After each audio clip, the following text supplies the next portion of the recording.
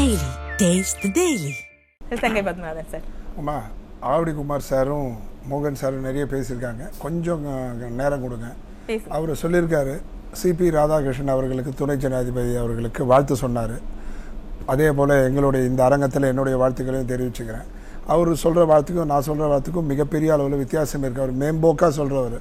ஏன்னா தமிழ்நாட்டிலிருந்து ஒரு தமிழர் முன்மொழியும் போது அதற்கு வாக்களிக்காமல் இவங்க போய் ஆந்திரா மாநிலத்தை சேர்ந்தவர்களுக்கு வாக்களிக்கும் போதே தெரியுது இவங்களுடைய மாநில உரிமை பற்றி. மாநில உரிமை அதிகமாக பேசும் கட்சி தயவு செய்து தோற்க போகின்ற ஒரு தேர்தல்.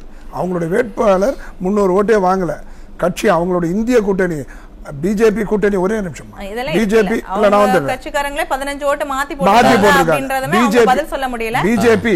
பிஜேபியும் காங்கிரஸ் பிஜேபி அதிமுக கூட்டணியை விமர்சனம் செய்கின்ற போது கண்ணாடி வீட்டில் இருந்து கொண்டு கண்ணாடி கல்லெறிவதை போல அவங்க இந்திய கூட்டணியிலேருந்து 15 பேர் கிராஸ் ஓட்டிங் போட்டிருக்காங்க, மாற்றி போட்டிருக்காங்க.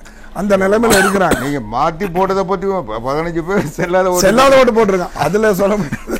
அதுல எல்லாரும் காட்ட போது தமிழ்நாட்டுல 30 ஓட்டு.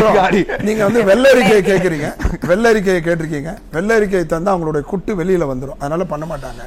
வெள்ளரிக்கை நீங்களும் 1008 கேள்வி கேட்குறீங்க. அவரும் மழுப்பலாவே பதில் சொல்றாரு. அதை விட மோசமான பதிலை இவர் சொல்லியிருக்காரு. டிஆர் பாலுவனுடைய மகன் ராஜா அவர்கள் என்ன சொல்லியிருக்காருன்னா, வெள்ளை அறிக்கை கேட்குறாரு, வெள்ளை அறிக்கை தருவதற்கு நான் சுற்றுச்சூழல் ஆர்வலர், அதனால ஒரு தாளை நான் வீணாக்க விரும்பவில்லை. இதாம்மா பதில். ஒரு மந்திரி சொல்ற பதில் அது. நீ ₹1 பேப்பருக்கு நீ யோசனை பண்ணினா மக்களுடைய வரி பணம் எத்தனை கோடி வீணாகுதுன்ற ஆதங்கமோ அந்த வேதனையும் மற்றவங்களுக்கு வருமா வராதா? இதல்ல ஒரு பதில். இது தயவு செய்து அவர் நிலைப்பாடை மாற்றிக்கணும். அவர் கேட்டால் அவர் இன்னொரு பதிலும் சொல்கிறார். பிஜேபி கடந்த காலத்தில் தேர்தலில் கூட்டணி வச்சாங்க, இப்போ வைக்க மாட்டேன்னு சொன்னாங்க, இப்போ வச்சிருக்காங்க. வெள்ளை அறிக்கை வேந்தன்னு சொல்லி ஒரு சம்பந்தமே அற்ற ஒரு பதில கொடுக்கிறாரு. நீங்க சொன்னீங்க வெள்ளை அறிக்கை கொடுக்கிறது வந்து அரசியல் மரபு இல்ல அப்படின்னு. அவங்க எக்கச்சக்க அவங்க ஆட்சியில் நீங்களே கேட்டீங்களே, அவங்க ஆட்சியில் எத்தனை தடவை வெள்ளை அறிக்கை கேட்டாங்க. இவங்களும் பல இடத்துல வெள்ளை அறிக்கை கொடுத்துருக்காங்க. அதெல்லாம் ஒன்றும் பிரச்சனை இல்லை. நீங்க குறிப்பிடும் போது சொன்னீங்க முதலமைச்சர் வந்து 77% முடிச்சிட்டாருன்னு சொன்னீங்க. ஆனால் மோகன் சார் சொல்றாரு ஜிடிபி வந்து 11.719 அப்படின்னு சொல்றாரு. தயவு செஞ்சு புரிஞ்சுக்கோங்க. 4000 கோடி வாங்கிட்டு 21 ஆரம்பிச்ச பணி 21 எண்டு இல்லைன்னா 22 முடியணும். இன்றளவும் நடக்காம அதுல ஒரு பெண்மணியும் ஒரு வயதான ஒரு பெண்களும் இறந்து கடந்த வாரத்தில் 2 பேர் இறந்து போயிட்டாங்க. நீங்க சொன்னது போல ஒரு மந்திரி சொல்வார் 77, ஒரு மந்திரி சொல்வார் 90, மேயர் வந்து 99. 5 ஆண்டும் கடந்தும் அடுத்த தேர்தல் வரப்போது இன்னமும் அது தொடர்ந்துட்டு இருக்கு. அதே போல வெள்ளரிக்கை ஏன் தரமாட்டேன்ட்டாங்கன்னா, குமார் சார் சொன்னார், இந்த லண்டன்லயும் ஜெர்மன்லயும் போயிட்டு இங்க இருக்கிற இந்தியாவில் ஏற்கனவே இருக்கிற 3 நிறுவனத்துக்கு போய் நீங்க போய் அங்க என்ன ஈர்க்கிறது? அப்புறம் 5000 கோடி எடுத்திருக்கீங்க, 7000 கோடி எடுத்திருக்கீங்க. இந்துஜா கம்பெனிக்கு போய் நீங்க போய் அங்க போய் எடுக்க வேண்டிய அவசியம் என்ன இருக்கு? இங்கேயே பண்ணிடலாம். அதோட முக்கியமான விஷயமா, நாளைக்கு எப்படி இந்த மழைநீர் வடிகாலுக்கு சொன்னாங்களோ, முதல்வர் சொல்லியிருக்காரு 77. நாளைக்கு டிஆர்பி ராஜா அதை சொல்றாரா, 50 சொல்றாரா, 90 சொல்ல போறாரா, 99 சொல்ல போறாருன்றது இல்ல. இவருடைய ஜிடிபி இந்த குழப்பம் இருக்கு, குழப்பம் இருக்கு. நீங்க சொன்னீங்க, நீங்க 105 சொன்னீங்க இல்லையா வாக்குறுதி, அதுலயும் அவங்க என்ன பண்ணுவாங்கன்னா, தயவு செஞ்சு புரிஞ்சுக்கோங்க, 50% மேல பண்ணல. அது அடுத்த தேர்தல் 2026 இருக்கு பாருங்க, அந்த தேர்தலையும் வாக்குறுதிகள் கொடுப்பாங்க இல்லையா, அதுல இதை அனெக்ஸ் போட்டுருவாங்க. பார்ட் 2 பார்ட் 1 பார்ட் 2 சினிமால தான் வரும். இவங்களுடைய தேர்தல் அறிக்கையும் நீங்க இவ்வளவு குற்றம் சாட்டினாலும் அவங்க என்ன சொல்றாங்க, நாங்க தானே வின் பண்றோம் அப்படின்னு. என்ன அவர் குமார் சார் தான் பதில் கொடுத்துட்டாருமா. 2021 தோத்திருக்கீங்க, ஒரு தோல்விதான்.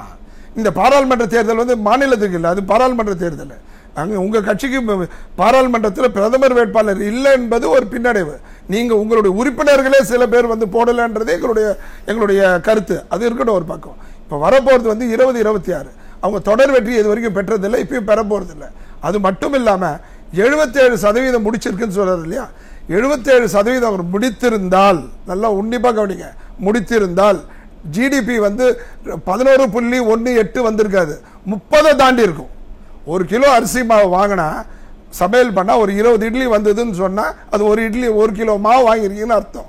அதே 1 கிலோ வாங்கிட்டேன்னு சொல்லிட்டு தட்டுல 3 இட்லி வச்சுக்கினா இதுதான் 1 கிலோன்னு சொன்னா எந்த அளவுக்கு அபத்தமோ அந்த 77 முடிந்திருந்தால். எதிர்க்கட்சி தலைவர் தன்னோட பிரச்சாரத்துல சொல்றாரு பொய் பித்தலாட்ட அரசு அப்படின்னு ஒரு கடுமையான குற்றச்சாட்டு வைக்கிறார். நிஜமாவே பொய் உண்மைதானே? நான் நடக்கிற காரியங்கள்லாம் பார்த்தா பித்தலாட்ட அரசு தானே. ஒரு விஷயம் சொல்றேன், மாநில உரிமை மாநில உரிமை மாநில உரிமைன்னு பேசி பித்தலாட்டம் பண்ணிட்டு இருக்கீங்க. உங்களுக்கு மத்திய அரசுல இருந்து 2500 கோடி கட்டாய இது புது கல்வி திட்டத்தில் நம்மளுக்கு வரல. அதனால தனியார் பள்ளிகளுக்கு எங்களால் பணம் தர முடியல. அதை தர முடியாதனால நாங்கள் கோர்ட்டுக்கு போயிருக்கோம்னு சொல்லியிருக்காங்க. நீங்கள் கோர்ட்டுக்கு போய் 2500 ரூபாவை நீங்கள் வாங்கி வந்துடலாம், நிச்சயமாக வாங்கலாம். ஆனால் நீங்கள் எதுக்கெடுத்தாலும் எதிர்ப்பு முகாமாக இருந்தீங்கன்னா பல லட்சம் கோடிகள் திட்டம் உங்கள் ஆட்சியில் 11-12 காலேஜ் வந்தது, பல லட்சம் திட்டங்கள் 6 லட்சம் திட்டங்கள் வந்தது, அதெல்லாம் வராமல் போயிடும். அது உங்களுக்கு புரியல. என்ன மக்களை மடைமாற்றும் அரசியல் எதிர்ப்பு எதிர்ப்பு எதிர்ப்புன்னே வச்சிருக்காங்க. ஒரே ஒரு இதை முடிச்சிடுறேன். இந்த கல்வியில என்ன சொல்றாங்க, 25% கட்டாய கல்வி இருக்கு. ஏழை எளிய மாணவர்கள் தனியார் பள்ளியில சேர்க்கணும். அது இவங்க 2 ஆண்டுகளுக்கு இவங்க நிதி தராததுனால அவங்க அந்த பணியை செய்ய முடியாது, எங்களுக்கு கட்டுப்படியாவது. அரசு நிதி கொடுத்தாதான் அந்த 25% கட்டாய கல்வியை ஏழை எளியவருக்கு கொடுக்க முடியும்னு சொல்லும் போது இவங்க சொல்றது என்னன்னா அவங்க தரலன்னு 4 லட்சம் கோடி வாங்கியிருக்காங்க. ஒரே 4 லட்சம் கோடி வாங்கியிருக்காங்க. 3 லட்சம் கோடி பர் இயர் பட்ஜெட். 50,000 60,000 70,000 மின்சார ஜெட்டு மாதிரி போற டாஸ்மார்க் பணத்துல ஒரு 3000 ரூபாவை அந்த தனியார் நிறுவனத்துக்கு கொடுத்துட்டு அப்போ அவங்க என்ன பண்ணுவாங்க, அட்மிஷனை அவங்க ஸ்டார்ட் பண்ணிடுவாங்க. ஏழை எளிய மக்கள் பாதிக்கப்பட மாட்டாங்க. நீங்க போயிருக்கீங்க கோர்ட்டுக்கு, உங்க அக்கா போற கோர்ட்ல வச்சுக்கோங்க, அங்க போயிட்டு நீங்க வாங்கிட்டு வாங்க. மாநில உரிமையை பேசுவங்க நம்மளுடைய மாநில மாவட்ட பேசுறப்ப சொல்றாரு கடமை கண்ணியம் கட்டுப்பாடு அப்படின்ற கொள்கையில நாங்க பயணிக்கிறோம் அப்படின்னு இன்னைக்கு கூட பேசியிருக்காரு. அவங்க அப்படிதான் சொல்லுவாங்க. இப்ப மாணவர்கள் நாமம் போட்டிருக்காங்க, மாணவர்களுடைய உரிமை என்னமாச்சு? இது இல்லையா மாநில உரிமை? இதுதானே மாநில உரிமை.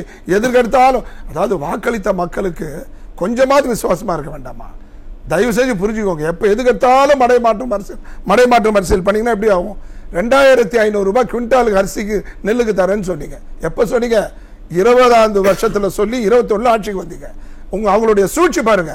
கரெக்டா 5 ஆண்டு வந்துட்டு இப்ப 2500 நாங்க தேர்தல் வாக்குறுதி கொடுத்தோம், இப்ப 50 ரூபாய் எக்ஸ்ட்ரா கொடுக்குறோம்னு சொல்றாங்க. நான் வாக்குறுதி கொடுத்தது 5 வருஷத்துக்கு முன்னாடி உங்களுக்கு நான் 100 ரூபாய் கொடுக்குறேன்னு சொன்னேன். 5 வருஷம் கழிச்சுட்டு 100 ரூபாய் கொடுக்குறேன்னு சொன்னேன், இப்ப 105 ரூபாய் கொடுக்குறேன். இப்ப இண்டெக்ஸ் என்ன இருக்கு? இப்ப நீங்க 3500 ரூபாய் கொடுக்கணும். தயவு செஞ்சு புரிஞ்சுக்கோங்க எவ்வளவு டெக்னிக்கா போறாங்க பாருங்க. வாக்குறுதி கொடுத்தது 20ஆவது ஆண்டு திட்டங்கள் அப்படின்றத பார்க்க முடியுது. ஒவ்வொரு திட்டத்திலயும் இத்தனை பேர் பலன் அடைஞ்சிருக்காங்க அப்படின்னு ஒரு குறிப்பிட்ட என்னமா குமார் சார் சொன்னாரம்மா, நீங்க பஸ்ல வந்து என்ன சீட்டு என்ன உங்களுக்கு தரவு இருக்கு, இத்தனை லட்சம் பேர் பெண்கள் போனாங்கன்னு சொல்றீங்க. எப்படி கணக்கு வைக்கிறீங்க? உங்களுக்கு எதனா சீட்டு கொடுக்குறீங்களா, நம்பர் கொடுங்க? ஒன்றும் கிடையாது. அவங்க ஏறுறாங்க, அவங்க பாட்டு இறங்குறாங்க. இதெல்லாம் ஒரு பொய் பித்தலாட்டமான ஒரு வாக்குறுதி. இதெல்லாம் நம்ம எடுத்துக்க முடியாது. அது மட்டும் இல்லாமல் முதல்ல பார்த்தீங்கன்னா ஊதா பஸ் நிறைய இருக்கும். இப்போ ஊதா பஸ் ஸ்டாண்டில் தான் இருக்குது. நீங்கள் ஐநாவரம் போங்க, தாம்பரம் போங்க, டி நகர் போங்க, அடையார் போங்க, திருவாமூர் போங்க, 24 மணி நேரம் பஸ் ஊதா பஸ் அங்கே தான் இருக்குது. அது வெளியிலே வர்றதில்லை. வெயிட் பண்ணி பேசுறப்ப மாநில உரிமை பத்தி பேசுனீங்க இல்லையா? இன்னைக்கு கூட முதலமைச்சர் பதிவு போட்டிருக்காரு, மனம் மொழி மானம் காக்க 1 கோடிக்கு அதிகமானோர் இணைஞ்சிருக்கிறாங்க, ஓரணில தமிழ்நாடு அப்படின்ற திட்டத்தில் இணைஞ்சிருக்காங்க அப்படின்னு பெருமையா பதிவிட்டு இருக்காரு. அதை விட இன்னொரு பெருமை இருக்கு. ராசா சொல்லியிருக்காரு 2,70,00,000 பேர் உறுப்பினராக சேர்ந்திருக்காங்களா 6 மாசத்துக்கு முன்னாடியே. 2,70,00,000 பேர் உறுப்பினர் சேர்ந்தா தேர்தல் பிரச்சாரம் வேணா, கூட்டணி வேணா, ஒண்ணுமே வேணாமா? இவங்களுடைய ஓட்டுல பாதி பேர் வரலன்னா கூட ஜெயிச்சாச்சு. அது மட்டும் இல்ல, எண்ணிக்கையிலேயே மாத்தி சொல்றாங்க. 30 நாள் ஆகுது 1 கோடி சொல்றாங்க. 30 நாள் எப்படி 1 கோடி? என்ன மிஷினரி பணம் போடுற ஒரு மிஷினுக்கு எண்றோம், அது ஓரளவுக்கு எண்ணும். ஒரு மூட்டை நோட்டுகளை ஒரு 5 நிமிஷத்துல முடியுமா? எப்படி முடியும்? வாய்ப்பு இல்லை. இப்போ இதெல்லாம் அறிக்கையா வெளியிட்டோம் அப்படின்னா அவங்க சொன்ன போயெல்லாம் வெளியே வந்துடும் பயப்படுறாங்க. 2,70,00,000 பேர் உறுப்பினர் சொல்றாங்கம்மா. எப்படிமா இருக்க முடியும்? அது அவ்வளவு பெரிய உறுப்பினர். அது வந்து என்னன்னா திமுக காங்கிரஸுக்கும் விடுதலை சிறுத்தைகளுக்கும் கம்யூனிஸ்ட் கட்சிகளுக்கும் விடுகின்ற ஒரு எச்சரிக்கை. எங்ககிட்டயே 670,00,000 2,70,00,000 உறுப்பினர் வந்துட்டாங்க, நீங்க வர்றதுனால உப்பு சப்பா தான். ஒவ்வொருத்தரும் நீங்க தயவு செஞ்சு அவங்க கூட்டணியிலேருந்து மானம் காக்க, தன்மானம் காக்க, அவங்க அடிமையிலிருந்து வெளியில வந்தாங்கன்னா அவங்களுக்கு தச்சாங்க. இல்லைன்னா அவங்க 2,70,00,000 கிட்ட இருக்கு. எச்சரிக்கை கொடுக்குறாங்க. இதுதான் எச்சரிக்கை. எங்கிட்டயே 2,70,00,000 இருக்கும்போது எல்லாரும் காங்கிரஸ் போன தடவை கண்ணீர் விட்டு வெளியே வந்தாங்க, இந்த வாட்டி விட்டு வர போறாங்க பாருங்க வெளியில. அதனால எந்த ஒரு பேச்சுமேமா நான் என்ன மீண்டும் பதிவு செய்யறதுலாம் மக்கள் நலன் பார்த்து மக்களை நோக்கி பணி செய்தால் நிச்சயமாக மிகப்பெரிய அளவில் ஆட்சியாளர்களுக்கு வலு சேர்க்கும். ஆனா பொய் பித்தலாட்டம் தானே இருக்கு எல்லாமே. இப்ப உங்க கடைசி வரைக்கும் சார் சொன்ன மாதிரி வெள்ளை இருக்கை நாங்க கொடுக்குறோம், இப்ப நாங்க கொடுப்போம் அப்படின்றாரு. கொடுப்பாங்களா வெள்ளை இருக்கை இந்த ஆட்சி முடிறதுக்கு முன்னாடி? சான்ஸே கிடையாது. அதோட இன்னொரு அவலம் பாருங்க, டிஆர்பி ராஜா சொன்ன மாதிரி பேப்பர் வீணாகாம பாதுகாக்கிறாங்க, சிக்கனப்படுத்துறாங்க. ஒரு ரூபாய் பதிவுலாம் டிஜிட்டல்ல போடுறாங்களே, அது மாதிரி கூட பண்ணலாம். அதை விடமா ஒரு 90-900 பஸ் தராங்க கவர்மெண்ட்ல. ஓட்டுநர் அவங்க செலவு, நடத்துனர் அவங்க செலவு, பராமரிப்பு அவங்க செலவு. நீங்க நடத்திக்கோங்க, விளம்பரத்தை நீங்க எடுத்துக்கோங்க, மொத்தமா எடுத்துக்கோங்க. அது மட்டும் இல்லாம விளம்பரத்தை மட்டும் எடுத்துக்கிறது இல்லாம கட்டணத்தையும் நீங்க எடுத்துக்கோங்கன்னா எங்களுக்கு வேணான்னுட்டாரு. எதுக்கு வேண்டான்னு கேள்வி கேட்டா அவங்க மத்திய அரசுக்கு பெயர் போயிடும். இதெல்லாம் ஒரு பதில். இதெல்லாம் இது சாக்லேட், சின்ன பசங்க சாக்லேட் போடுற மாதிரி சாக்லேட் வாங்குற. அதே மாதிரி ஆம்புலன்ஸ் சொன்னாரு எடப்பாடியார் பேசிட்டு இருக்கும்போது, அவர் போகும்போது ஆம்புலன்ஸ் சொன்னாரு. இப்போ ஏதோ ஒரு கட்சி இன்னொரு கட்சி வரும்போது அவங்களுக்கு ஆம்புலன்ஸ் சரத்தை சேர்த்துட்டாங்க. அது கூட இல்லாம ஒரு சரத்தை சேர்க்கல. திமுக கொடியோட வண்டி கார் வரும், இளைஞரோட வருவாங்க, அதையும் நீங்க அனுமதிக்கணும்னு சொல்ற அளவுக்கு அச்சத்தினுடைய உச்ச கட்டத்தில் இருக்காங்கம்மா. அதனால மிகப்பெரிய அடையெல்லாம் அவங்களுக்கு பாதிப்பு ஏற்படுவது உறுதி. மெட்ரோ ரயில் எடுத்துக்கோ ஒரே கேள்வி. அடுத்த செட்ல பேசி ஓகே இறுதி கருத்து சுருக்கமா சொல்லிடுங்க. ஆமாம்மா, ஸ்டெர்லைட் கம்பெனி மூடது நாங்க பொறுப்பு இல்லைன்னு சொல்றாரு. இதை வந்து இவங்க கூட்டணி கட்சிகள் சொல்லுவாங்களா? அதாவது குஜராத்துக்கு போயிருக்கு. இந்தியா உலகத்தினுடைய 60% காப்பர் இண்டஸ்ட்ரி ஒரு பக்கம் இருக்கட்டும்.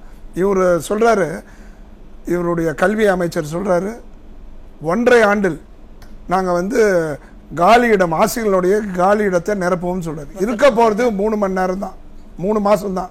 ஆனா இன்னும் 1.5 ஆண்டுன்னு சொல்லி இன்னும் கண்டினியூ பண்ற மாதிரி. எதுல எடுத்தாலும் இவங்க பித்ராட் அரசியல் தான் பண்ணுவாங்க.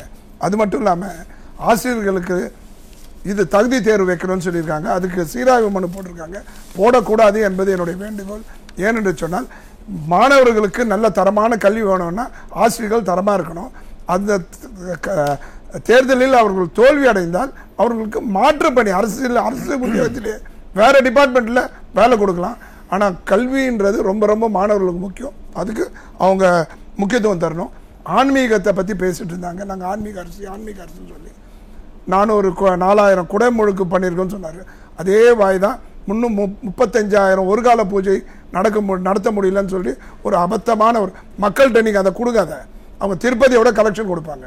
அது மட்டும் இல்லாமல் ஆன்மீக இலவச சுற்றுப்பயணம் ஆரம்பிச்சிருக்காங்க. அதில் ஒரு இக்கனா வச்சிருக்காங்க. 60 வயசுலேருந்து 70 வயசு. இதே போன்ற மற்ற சிறுபான்மை மக்களுக்கு சொல்ல முடியுமா? அது மாதிரி காவி என்ற பல கோயில்கள்ல மூடுனது நாங்க தான் அப்படின்னு கூட தான் அவங்க சொல்லியிருக்காங்க. சொல்லலாம். இது வந்து அப்புறம் ஆனா அடுத்த சொல்லுவாங்க, நாங்க இறையில ரொம்ப முக்கியம், ஆன்மீகத்துல நாங்க ரொம்ப முக்கியம், நாங்க இந்துக்களுக்கு எதிரி அல்ல, காவிகளுக்கு எதிரி இல்லைன்னுவாங்க. அவங்க காவிக்கு எதிரின்ற போலதான் அவங்களுடைய செயல்பாடெல்லாம் இருந்து கொண்டிருக்கு.